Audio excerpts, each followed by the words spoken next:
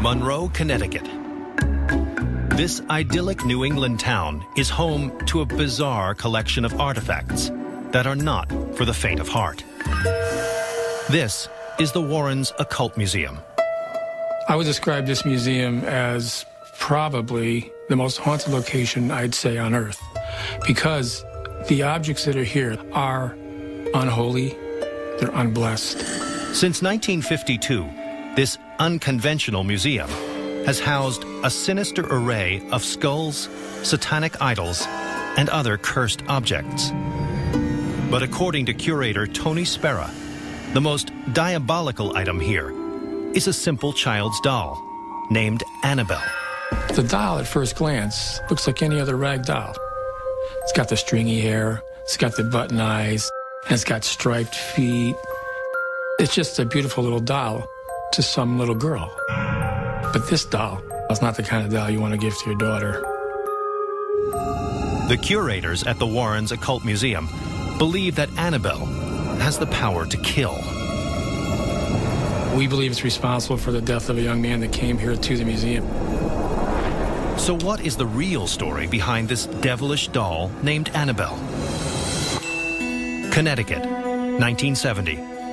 A nursing student named Donna is celebrating her 28th birthday with her roommate, Angie.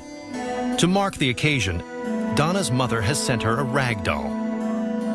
But what none of them know is that this is no ordinary doll. Donna keeps the toy on her bed as a reminder of her mother's love.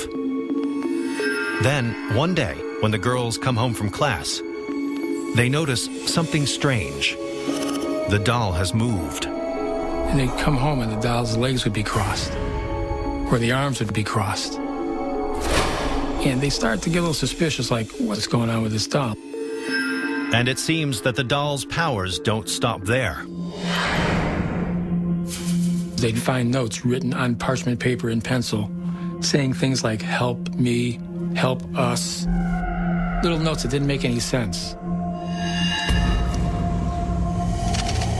At first, the girls seek a rational explanation for the mysterious notes. The girls thought maybe someone's getting into the apartment. What they did is they would mark things to see if when you walk in the door, you're going to move the rug a little bit. The nurses said, we'll know someone was in here. Well, nothing was moved except the doll. That freaked them out. Fearing that there may be a malignant force at work in their apartment, the girls call in a medium and hold a seance. The psychic said, you have a spirit of a little girl named Annabelle. She was killed in this apartment. Then the medium reveals that the spirit of the dead girl has possessed the doll. She's in that doll. She's the one that's trying to communicate. Now they're concerned for Annabelle.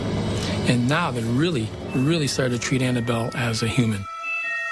But not everyone is convinced. Donna's friend Lou refuses to believe the doll is possessed, a mistake he would come to regret. One afternoon, while Lou is taking a nap, he has a terrifying nightmare. Annabelle is crawling up his leg, coming at him. He said, and then she gets to the top near my neck and she starts to squeeze my neck like she's trying to strangle me. Lou wakes up, gasping for breath. And when he looked down and opened the shirt up, you could actually see claw marks. Now they knew. They were frightened. Desperate to be rid of the evil effigy, Donna and Angie contact Ed and Lorraine Warren, founders of the Warrens Occult Museum. And the Warrens have some alarming news. They believe that the spirit lurking within the doll isn't a dead girl, but a demon. I didn't want him to take the doll, and I didn't want to go near it. I didn't want nothing to do with it. But Ed Warren is willing to face down the doll. He agrees to collect Annabelle and bring her back to the museum. The car ride home was terrible. You knew that you were carrying something that was bad, evil.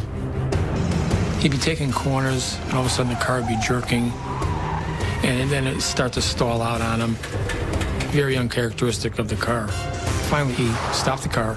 He took a vial of holy water and he sprinkled it on Annabelle in the back seat, and he made the sign of the cross. Ed's actions may have saved their lives.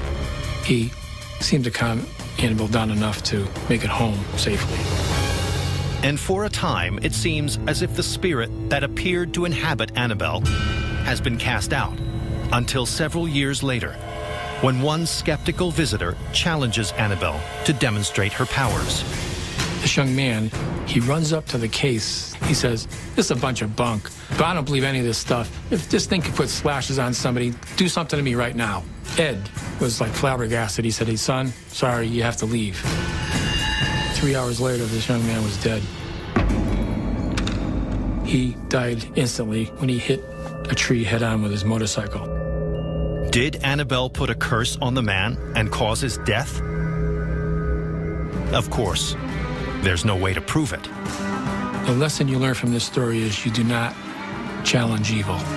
You do not challenge the demonic. And whether you believe it or not, this chilling tale is enough to persuade visitors to the Warrens Occult Museum to choose their words carefully when in the presence of Annabelle the doll.